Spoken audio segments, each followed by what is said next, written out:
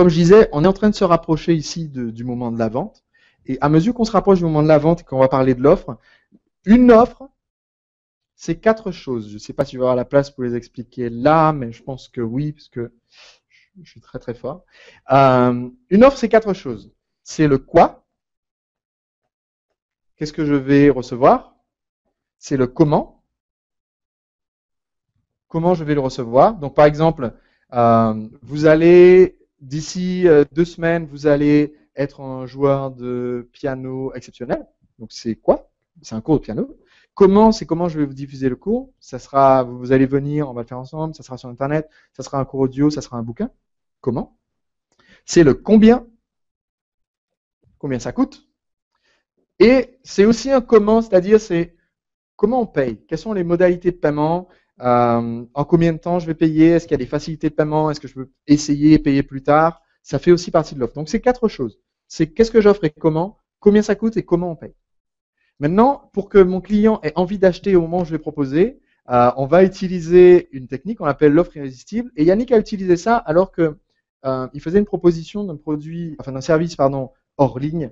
Donc, je pense que c'est un bon exemple parce que c'est toujours des très bons exemples d'utiliser les vraies relations entre personnes, une vraie communication entre vrais êtres humains et de transposer ça du côté électronique plutôt que d'essayer de faire l'inverse.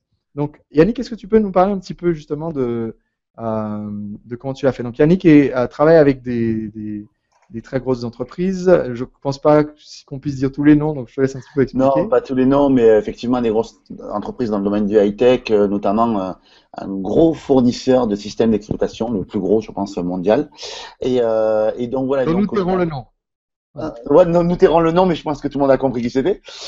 Donc voilà, mais en fait, quand j'ai monté mon entreprise et quand j'ai commencé à monter mes offres, j'avais tendance, en fait, quand on parle de l'offre irrésistible, donc juste, je veux pas te spoiler, Sébastien, mais l'offre irrésistible, l'idée, c'est de dire que la valeur perçue par le client doit être au moins 5 à 10 fois supérieure à ce que l'on vend réellement.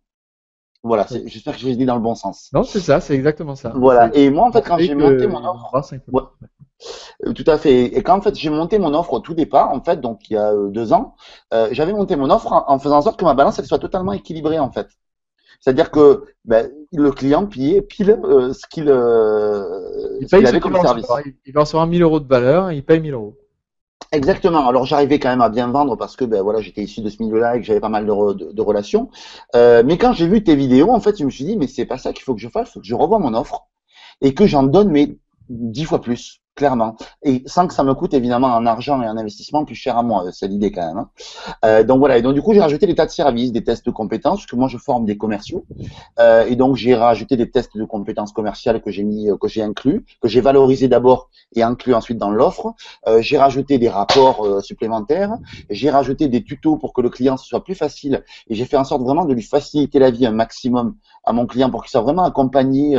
J'ai encore cette image, Sébastien, que tu donnais en fait de la bonne nouvelle, c'est que c'est une star de la télé, votre prospect, et que la mauvaise nouvelle, c'est que c'est Homer Simpson. Tu sais que tu le prends par la main et tu es obligé de voilà. Et je me suis dit, il faut vraiment que je l'accompagne jusqu'au bout. Et le fait d'avoir dans l'esprit cette idée-là, ça a fait que mon offre a été 10 fois plus efficace.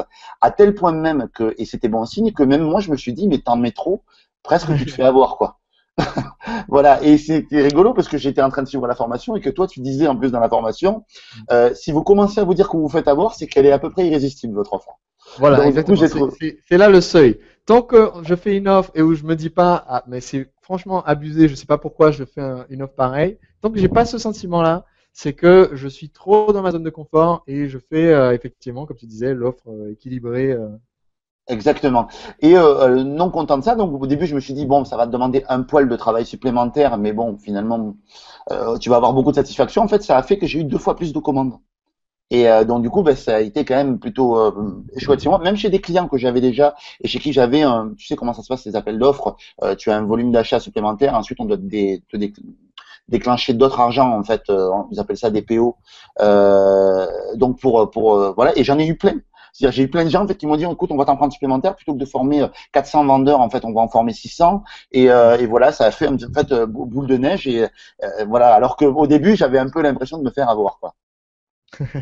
Mais au final, tu t'es pas fait avoir. Il faut bien le préciser quand même, parce que un point important qu'il faut bien comprendre, c'est que quand je fais l'offre irrésistible, pour ajouter de la valeur, j'ai pas forcément besoin de me rajouter des coûts. Souvent, c'est juste rendre la vie plus simple à la personne qui a acheté en offrant quelque chose qui va pas me coûter grand-chose de différence, mais qui pour cette personne-là va lui faire à elle une énorme économie de temps, d'énergie, de frustration ou d'argent. Et c'est comme ça que d'un seul coup, je fais sauter les barrières à l'achat. Et il y a également un élément en fait qui n'a pas à voir avec l'offre irrésistible, qui je pense m'a pas mal aidé, c'est que moi là-bas je suis un commercial, donc j'ai l'habitude de vendre en face à face, et donc en fait de m'adapter finalement au discours de mes clients et à ses objections pour voilà, pour adapter mon discours en fait de manière à ce que le client et mes arguments soient le plus percutants possible. C'est l'idée, voilà. Sauf que quand on est par exemple, parce que quand on fait un appel d'offres, on n'est pas dans une vente en ligne, mais on fait souvent par un PowerPoint qu'on envoie et on doit en fait structurer des arguments.